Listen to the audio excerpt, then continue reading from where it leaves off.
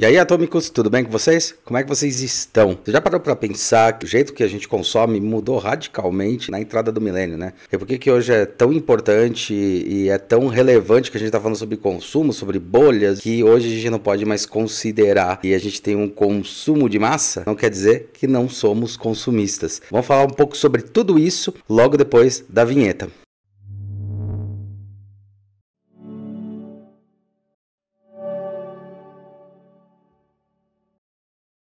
Olá, meu nome é Hulk Janelli, sou design de produtos, sócio criativo da Atom Studios, youtuber, podcaster e professor universitário. Será que a gente consome tanto? Será que é tão relevante quanto era anteriormente? A internet tem grande influência. Se fazemos aquele famoso consumo de massa, as coisas se transformaram para um lado que eu acredito ser positivo. Nosso grau de clarividência nas coisas é muito maior. É óbvio que isso não evita as bolhas, um fator determinante na maneira que acontece esse novo tipo de consumo. O Alvin Toffler, no livro lá, A Terceira Onda, ele coloca lá um negócio muito bacana. O consumo de massa morreu durante o período da década de 70. Mas isso não quer dizer que não somos consumistas. Consumir produtos agreguem, que não poluam o ambiente, que tenha menos impacto. As grandes multinacionais, inclusive, estão investindo bem pesado nisso. Essa história da economia da escassez, né? Eu vou tirando recurso, até acabar, eu me desloco e vou para outra região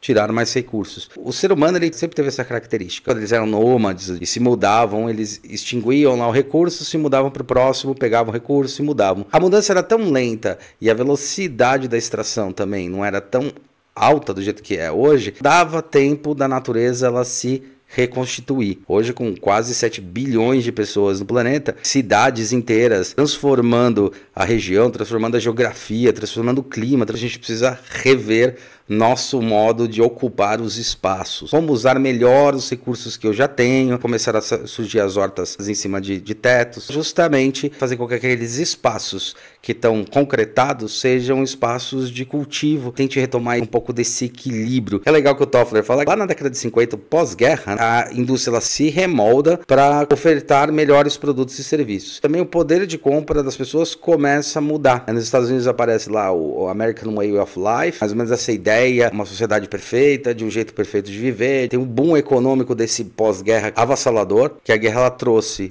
sob um certo ponto de vista, as proximidades culturais, geográficas. O avião comercial começa a crescer bastante, então as pessoas têm possibilidade de viajar muito mais rápido, com muito mais eficiência. Agora eu entendo o que é o planeta Terra. Isso são tecnologias que começam a transformar o planeta não em condados, não em regiões, começa a compreender como é que é o planeta em si. E a exportação, foi um mercado que se abre, são mais pessoas que podem consumir e as empresas elas começam a investir pesado nisso. O mercado de consumo de massa nada mais é, segundo Toffler, é quando eu consumo um tipo de produto em grande quantidade. A empresa produz, a empresa vai vender para o mundo todo. Estávamos aprendendo a ser consumistas. Nasce aqui também o marketing com a força toda que tem, né? Eu acho que aquela série Mad Men mostra muito bem isso. Esse consumo de massa ele está focado no seguinte: se você não tiver esse apoiador de celular, por exemplo, você está fora do jogo. Ah, mas hoje é a mesma coisa. Não, não é. O que acontece? Tinham, sei lá, meia dúzia de empresas de roupa que conseguiam produzir e exportar para o mundo todo, e daí elas ditavam a regra, a moda, o estilo. Consumismo é outra coisa. Quanto eu consumo de alguma coisa, eu consumo muito, a velocidade de consumo. Hoje, a gente seja por poder de compra, barateamento de produtos e principalmente os meios de produção e os insumos de produção não estarem nas mãos de tão poucos como estavam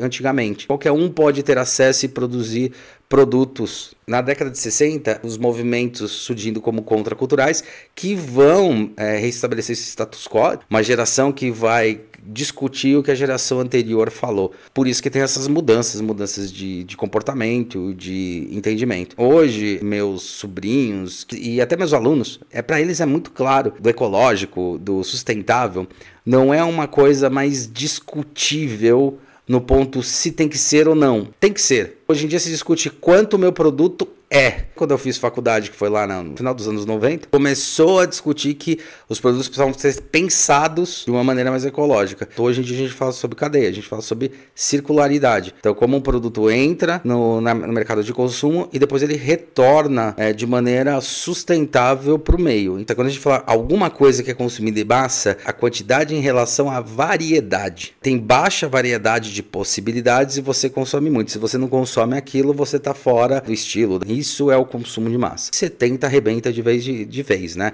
A gente tem movimentos estourando aí, como o movimento hippie. É muito interessante que ele coloca, e outros autores também, talvez uma das primeiras coisas que os meios de produção não estavam mais só na mão de grandes produtores foi o teste de gravidez. A primeira vez que uma pessoa não precisava mais ir no médico para fazer o teste, podia fazer em casa. Você começa a dar esse poder para esse consumidor para ele fazer tomadas de decisão. E ele começa a refletir sobre essas ações. O movimento hippie é um questionamento sobre as formas do American Way of Life. Na década de 80, a cultura pop começa a explodir, porque os meios também de divulgação melhoram. É legal também colocar isso dessas mídias, porque daí você também tem um consumo de massa da mídia. Os meios de comunicação ainda estavam na mão de poucos, mas o consumo era em massa. A Globo, a SBT tinha tipo 4 emissoras no país. As pessoas que nós vão consumir o mesmo tipo de conteúdo. Só tem aquela possibilidade. Naquele momento, o único canal de comunicação que você tinha era a televisão e 4 emissoras. Era ali que você obtinha informações. Jornal e rádio também. Também uma grande primeira abertura que tem ali na década de 90, que é a abertura dos canais de comunicação. Então, você de ter só Globo, você expande para outros, chegando a 500 canais hoje. E aí é que vem a grande transformação nos anos 2000. Bilhões de canais que a gente tem no YouTube. É igual como fosse uma Globo, uma SBT, é um canal. Então, o canal do AutoCast, que é o meu canal, canal do Gaveta, tem o canal do Jovem Nerd. E aí muda também a forma como a gente consome, muda a forma como a gente enxerga as coisas. A gente enxerga o mundo muito menor. A internet muda radicalmente a forma como a gente consome. Se as meios de comunicação estavam em poucas pessoas, hoje os meios de comunicação estão na massa. É sua responsabilidade saber o que você passa para as pessoas. Então você percebe canais que começaram a ficar focados, o que a gente fala de micronichos. Um exemplo muito legal que é assim, você já parou para pensar como você faz para consumir. Bom, de novo, né? Ou o celular que está aqui na minha mão, ou esse porta aqui que eu tinha comentado anteriormente. Vocês já repararam a quantidade de índices, de indícios e de formas de você fazer verificação e check-up para ver se realmente aquilo lá presta? Um dos primeiros, unboxing. O unboxing é uma forma de mostrar como é que o produto funciona. Não é a empresa falando, olha, compre meu produto, o produto é bom pra caramba. É a pessoa falando, olha, a empresa falou que é bom, mas é bom mesmo. Ou, não é bom. Ou, você quer pra isso? Serve pra isso aqui, não vai servir. Hoje em dia é praticamente que instantâneo isso. Vocês já ouviram falar no Galaxy Note 7? Então, possivelmente não. Agora, se eu falar naquele celular que explode, a Samsung vai lá e fala, olha, meu Note explodia. Não, né? São as pessoas mostrando. Eu não sei quantos milhões de aparelhos foram produzidos, mas vamos dizer que 1 milhão de aparelhos Note foram produzidos, Note 7. O problema da bateria estourar não deu nos Note 7, deu em um lote, que eu acho que eram de 5 mil peças, de um aparelho, de um problema que tinha na bateria, não no aparelho, era na bateria. Mas isso simplesmente quebrou essa história do Note 7. Ele teve que ser recolhido, ele teve que ser descontinuado e teve que ser lançado o 8 logo em seguida. Olha como o meio mudou muito de consumo. Então, o unboxing, outra coisa também são as estrelas, a classificação, né? Então, hoje em dia, você vê tantos índices que eram impossíveis de você ter, né? Que a gente tinha na nossa geração, no máximo, era o Ibope, 1.500 famílias ou 2.000 famílias, não lembro quanto que era. Eles botavam aparelhos e mediam onde essas pessoas estavam nos canais, né? Hoje em dia, cada uma das nossas máquinas medem isso pra gente. O YouTube, o Facebook, esses robôs que tem dentro, com inteligência artificial já há um bom tempo, tem dentro desses canais, eles sabem mais de você, eles conseguem saber em 5 minutos e você talvez leve a vida toda para saber quem você é e quais são os seus hábitos. Porque ele triangula, porque daí ele vai te entregar relevante a isso. As bolhas entram nesse sistema. É muito fácil você cair numa bolha. As diretrizes que você vai mandando para o computador, celular ou para qualquer coisa assim, eu mesmo falando aqui na internet, vai te direcionando para certos lugares, vai te posicionando. E você acaba fechado nessa bolha, ou seja, você começa a receber as informações daquilo que você comunica ou daquilo que você acredita. Acho que um dos principais pontos de quebrar a bolha é entender que sempre você vai estar numa bolha. Você vai entender que aquela informação pode ser um viés de confirmação. Viés de confirmação, o que que é? É um termo técnico que a gente usa quando você recebe muita informação validando aquilo que você está pesquisando. Só que não necessariamente está te dizendo a verdade, ele só está te confirmando aquilo que você está pesquisando. Então, ele só está te direcionando para aquilo que você quer enxergar e não para aquilo que de fato você precisava entender para compreender se o que você está verificando, pesquisando, analisando ou até consumindo realmente tinha outros pontos de vista. Ele acaba te direcionando só para um único ponto de vista. Um truque que funciona muito bem há um bom tempo comigo na internet e tal é procurar informações em pelo menos 3 lugares confiáveis. Então, procuro informação, um lugar que eu gosto muito é Wikipedia, tem um livro muito bom que chama Wikinomics, que mostra a Wikipedia, ela tem uma capacidade de acerto tão boa ou até maior que a Barça, que deixa eu dar uma olhada na fonte. Tem fonte, cara, provavelmente veio de algum lugar crivo, né? A gente tá trabalhando muito, a gente tá vivendo muito a era do fake news, e fake news nada mais é do que uma informação dita de maneira muito simplória ou de uma maneira enviesada. Então a gente tem que tentar desenviesar isso. Não é fácil. Se você entende que você pode estar numa bolha e que isso está sendo uma oferta do mercado, falando, olha, compra isso daqui que você vai se sentir bem, porque eu vi que você comprou tal, ó, tem esse daqui. De repente na minha caixa de mensagem tem uma porrada, aparece em propaganda, aparece um monte de coisa. Isso são propagandas direcionadas. Coincidência? Não, não é coincidência. Eles sabem que você procurou. Quem são eles, né? Eles sabem. Esses robôs que trabalham para essas organizações, para essas empresas, sabem, porque eles mapeiam isso e te mostram o jeito de consumo.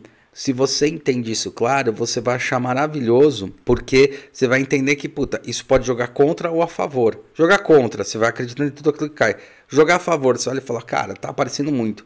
Eu acho que eu procurei demais. Para mim isso fica muito claro porque sendo designer de produto, fazendo projetos para várias empresas, pô, eu tenho mais de 300 projetos aí na minha carreira, né? São 23 anos de carreira, desde Avon, Natura, Max House, computador, putz, Cinemark, os baldes, né, que inclusive estão aqui atrás.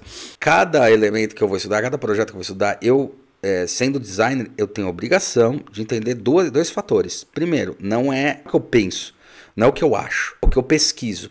E segundo, quem vai me ditar para onde eu tenho que levar meu desenho é o público que a gente nem chama mais de consumidor, vou botar entre aspas para ficar mais fácil, tá? Entre aspas, consumidor do produto que eu estou desenhando. Então a gente desenha com e para as pessoas. Esse é o verdadeiro design, tá? Design que só desenha para ele não é designer. Quando eu faço cada produto desse, eu sou direcionado a uma coisa cada vez diferente. Eu estou fazendo um projeto agora para dentista, né? Para uma empresa que faz umas máquinas para o universo do ortodentista. E é muito engraçado, porque eu comecei a fazer, e óbvio, vou fazer pesquisa desk, entender a necessidade do público, pesquisa qualitativa e quantitativa, fazer pesquisa com entrevista e tal, para chegar em o que a gente chama de drives do nosso projeto, que é o drive, que é o que vai comandar, como é que a gente vai direcionar esse projeto. A quantidade de informação que eu estou recebendo sobre coisas de ortodentista, outras máquinas, de desconto para máquinas tal. É muito engraçado. Eu não sou dentista. Porque isso começa a ficar muito claro para mim o quanto a gente está nessas bolhas. O jeito de quebrar essas bolhas é isso. Pesquisem coisas diferentes, sempre tentam quebrar essas coisas. Entenda que você, como mercado consumidor, o computador, a internet, né? Que o computador é o meio. Eles vão te direcionar aquilo que você mais pesquisou. Eles vão entender qual é o seu hábito. Só que é aí que eu mostro que não tem aquela inteligência artificial, aquela AI que a gente tem tanto medo. Porque ainda não chegamos no nível do cara tentar influenciar de uma maneira direta, tentar te convencendo. Meu medo da AI é essa. O único medo da minha AI é alguém usar a AI para influenciar, porque a AI sozinha não vai fazer nada. Então você quebra essas rotinas. Então, tô pesquisando um novo celular que eu vou comprar. Puta, é óbvio que vai ter um monte de gente que vai falar bem, mas falar, não, quero ver o que estão falando mal. Agora eu vou ver por outra via, que é, sei lá, dentro dos canais que eu posso comprar, a Amazon, Mercado Livre, Americanas, para ver o rate, né? Para ver quantas estrelas tem, né? São várias formas que a gente entende esse meio de consumo. Então ele mudou radicalmente, mudou de uma forma positiva. E atualmente a gente tem muito poder na tomada de decisão, muito mais poder que tinha. Hoje em dia temos micronichos de mercado. E temos empresas já entendendo isso, que abriu muito mais possibilidade de pequenas empresas existirem, por isso que explodiu startups, explode empresas pra caramba, porque as pessoas estão vendo possibilidades, porque os recursos estão mais fáceis. Tá mais fácil eu pedir para produzir na China, dando um exemplo que tá do outro lado do mundo, não fala nem a mesma língua, fala mandarim lá, e você consegue mandar produzir lá. Você consegue criar um canal, igual criou aqui, criar um rádio, né? Um canal de rádio, que seria os podcasts, né? Então, que nem foi criado aqui. Então isso eu acho que é uma coisa bem legal de se falar. Beleza? Bom, era isso. Bom, obrigado por ouvirem o podcast aí mais uma vez. Não se esqueça de se inscrever no canal, comentem aí embaixo, se inscreve, dá joinha, que isso é importante demais pra gente. É isso aí. Valeu, galera. Beleza? Fechou? Então, valeu e até a próxima.